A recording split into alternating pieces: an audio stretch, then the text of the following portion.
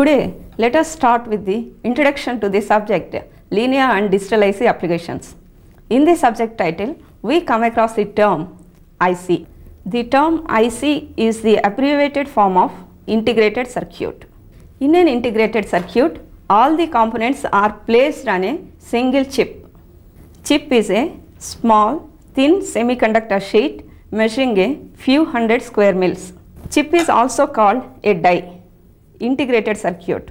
When all components are placed on a single chip, the chip is called integrated circuit because the components and wiring are all an integrated part of the chip and they cannot be separated from each other. ICs are classified into different categories depending on fabrication and application. Based on application, ICs are classified as 1. Analog ICs, 2. Digital ICs. Based on fabrication, ICs are classified as 1. Monolithic ICs, 2. Hybrid ICs. Now, let us have a brief introduction to each type of IC. First of all, let us start with analog ICs.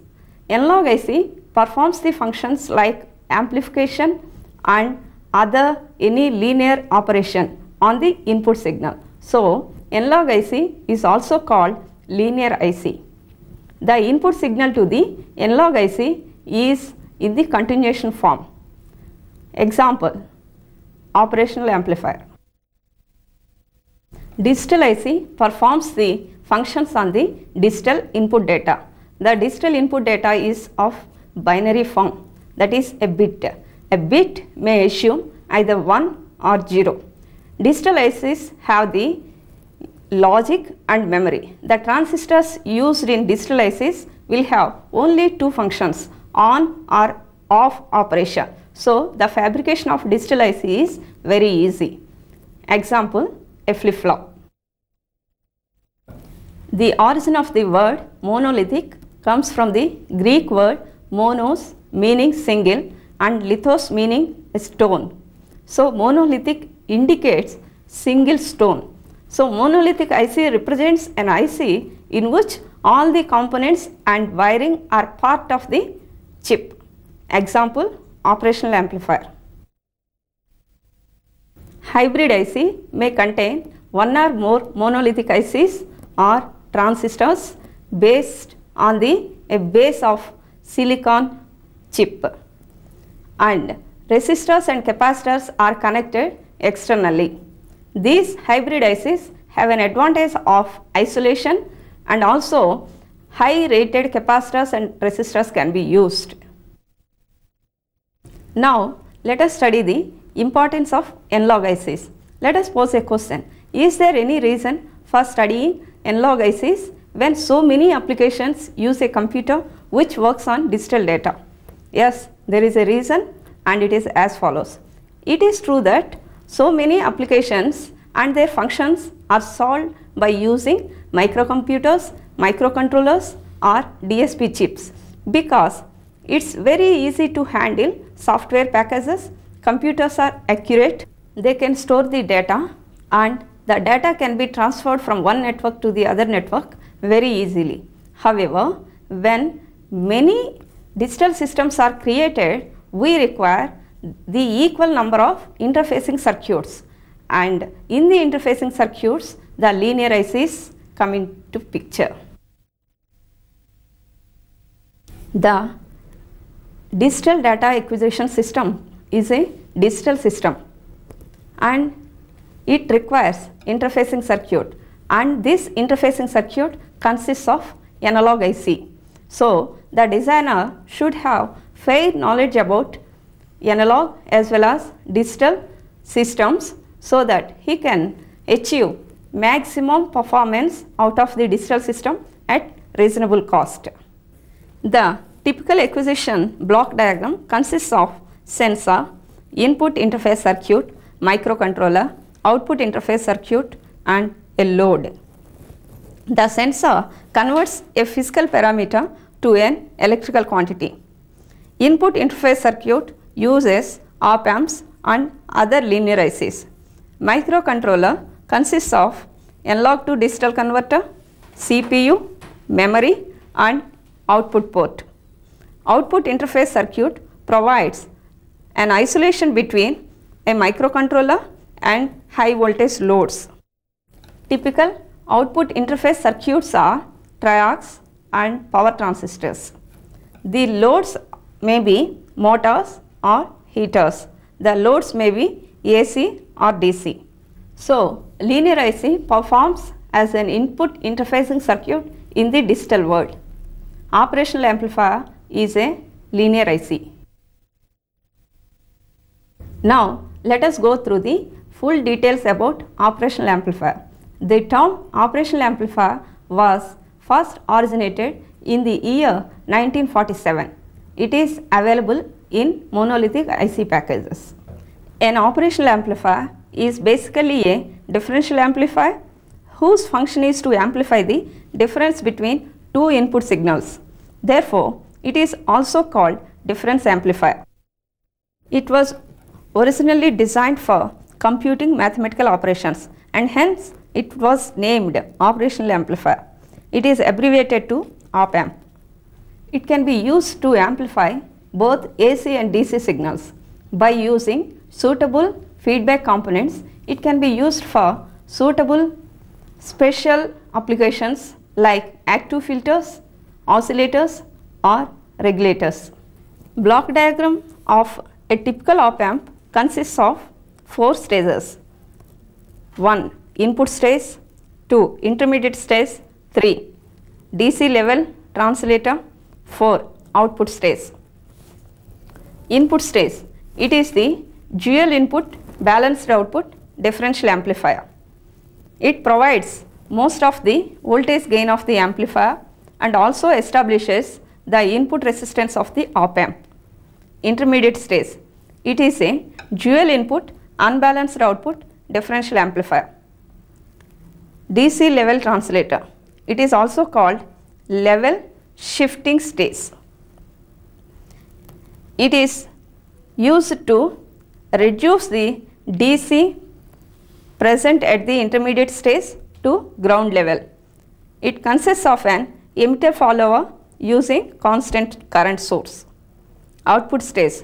The final stage is usually a push-pull complementary amplifier which increases the output voltage swing and also raises the current supplying capability of the op-amp. Now, let us consider the differential amplifier and its circuit configurations. Differential amplifier is a basic building block of op-amp. By going through the analysis of differential amplifier, we can get the knowledge about operation and characteristic of the op-amp. Differential amplifier consists of 2 emitter biased CE stages, where CE indicates common emitter configuration.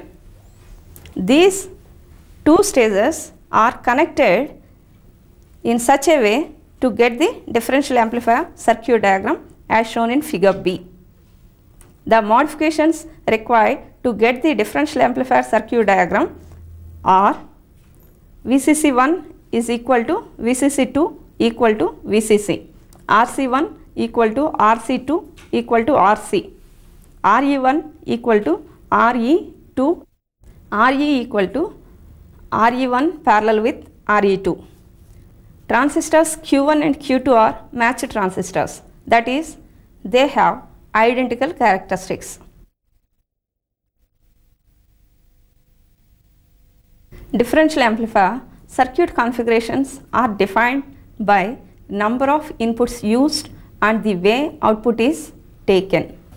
Definitions of terminology related to differential amplifier circuit configurations. Dual input. 2 input signals are used. Single input. 1 input signal is used. Balanced output. If the output signal voltage is measured between 2 collectors, it is called a balanced output because both collectors are at the same DC potential with respect to ground. Unbalanced output. If the output voltage is measured at one of the collectors with respect to ground, it is called unbalanced output because there is some finite DC potential at the output terminal without any input signal applied. Therefore, there are 4 differential amplifier configurations and they are as follows. 1. Dual input balanced output differential amplifier. 2. Dual input unbalanced output differential amplifier. 3. Single input balanced output differential amplifier. 4. Single input unbalanced output differential amplifier. Now let us take up dual input balanced output differential amplifier. In this configuration, 2 input signals are used. The output is balanced because the output voltage is measured between 2 collectors and both collectors are at the same DC potential with respect to ground. Analysis of differential amplifier is divided into 2 parts. 1. DC analysis. 2. AC analysis. The circuit diagram of differential amplifier with dual input unbalanced output is shown in figure 2. Now let us have the DC analysis part. For DC analysis, set AC signal voltage sources to 0 and the circuit diagram is as shown in figure. DC analysis. For DC analysis, set AC signal source voltages to 0. The equivalent circuit diagram of dual input balanced output differential amplifier in figure 2 for DC analysis is as shown in figure 3. In DC analysis, we determine quiescent operating point ICQ, VCEQ, where ICQ represents quiescent collector current and VCEQ represents collector to emitter voltage under quiescent conditions. Now let us determine ICQ. Let RS1 equal to RS2 equal to RS. Applying Kirchhoff's voltage law to the input loop of the transistor Q1, we get VEE equal to RSIB plus VBE plus RE into 2IE, where IE is the emitter current, IB is the base current. However, IE equal to IC plus IB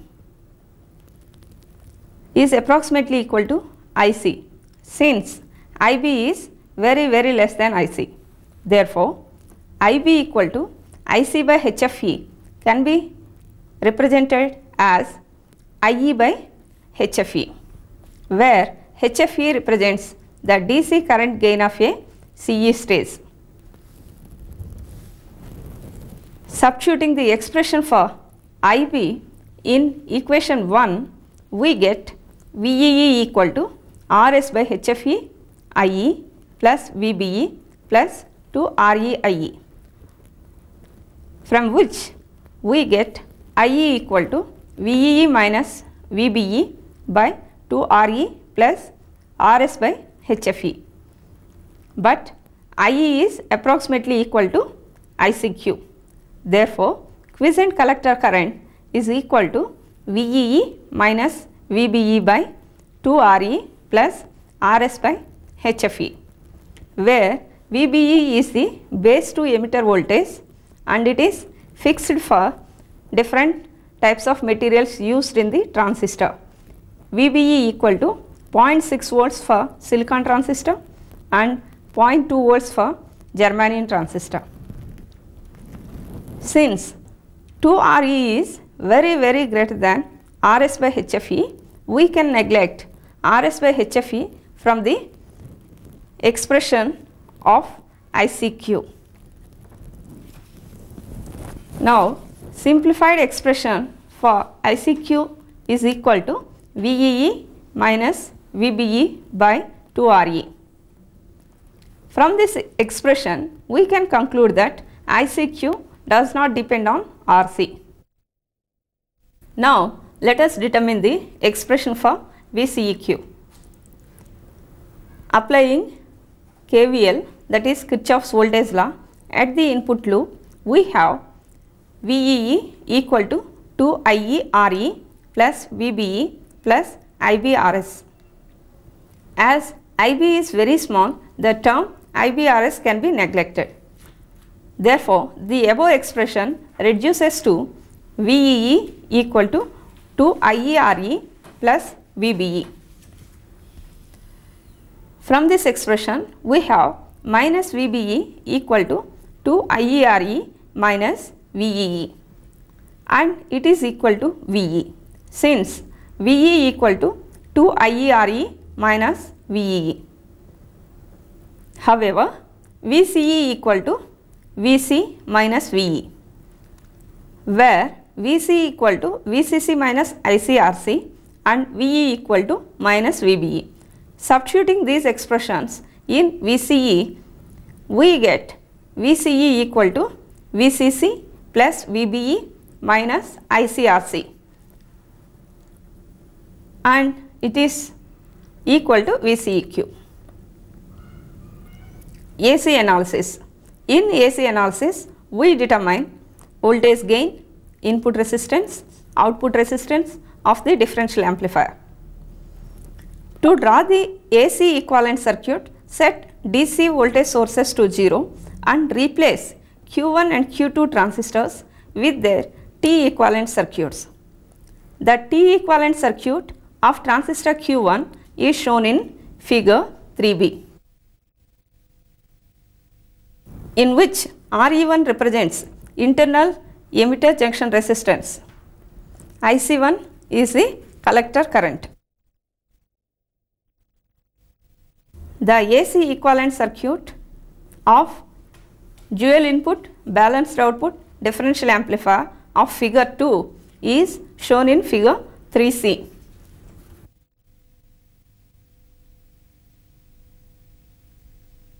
To determine differential voltage gain, applying Kirchhoff's voltage law to loops 1 and 2, we get Vs1 equal to Rs1 IB1 plus Re IE1 plus Re IE1 plus IE2.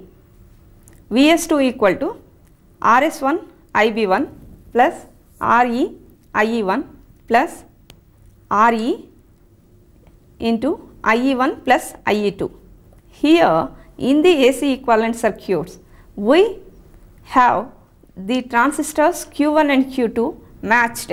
That's why we replaced both the transistor T equivalent circuit resistances Re1 equal to Re2 equal to Re.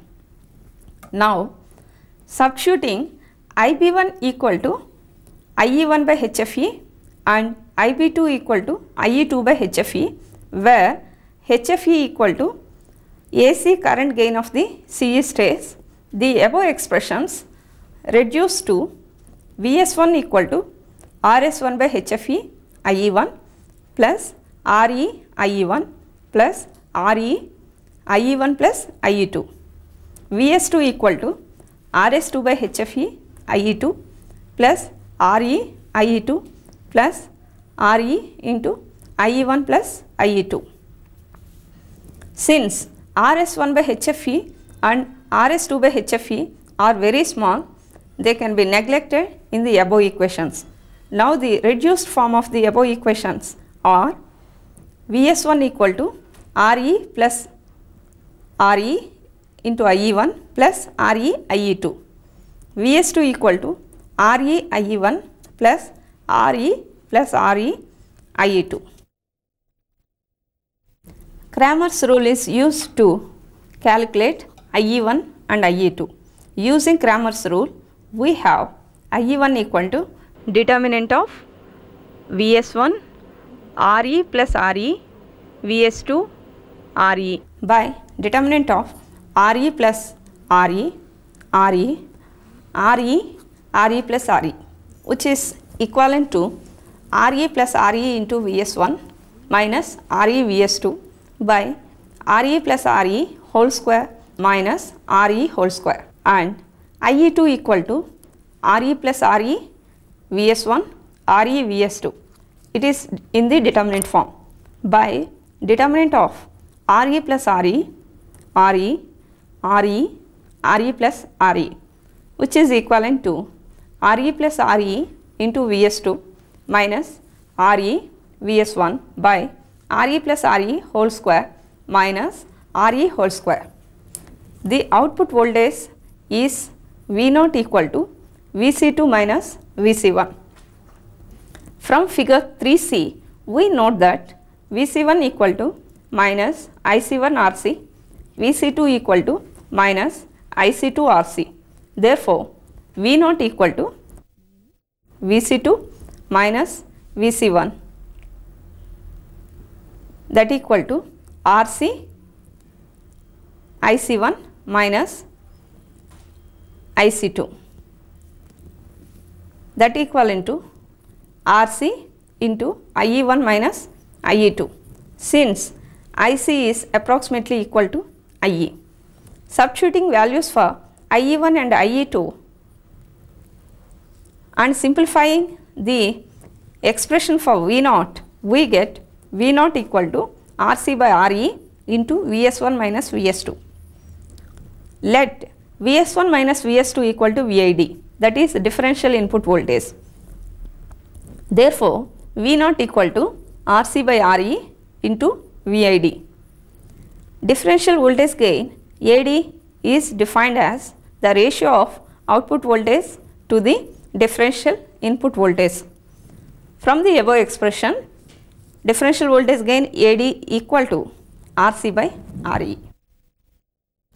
Differential input resistance Ri. Differential input resistance is defined as the equivalent resistance that would be measured at either input terminal with the other terminal being grounded. That is, the input resistance at terminal 1 equal to Vs1 by Ib1, keeping Vs2 equal to 0. Substituting expression for Ib1, that equal to IE1 by HFE, we get Ri1 equal to HFE Vs1 by IE1, setting Vs2 equal to 0. The expression for IE1 is Re plus Re into Vs1 minus Re Vs2 by Re plus Re whole square minus Re whole square. Setting Vs2 equal to 0, the expression for IE1 reduces to Re plus Re into Vs1 by Re square plus 2Re Re, that equal to Re plus Re into Vs1 by Re into Re plus 2Re. Since Re is very smaller than Re, we get Re plus Re approximately equal to Re and Re plus 2Re approximately equal to 2Re. Therefore, IE1 equal to Vs1 by 2Re. Substituting this expression in Ri1, we get Ri1 equal to 2HFE Re. Since both the transistors Q1 and Q2 are identical, Ri2 equal to Ri1 equal to 2HFE Re. Output resistance R0. Output resistance is defined as the equivalent resistance present at each output terminal with respect to ground. From figure 3b, we get R01 equal to R02 equal to Rc.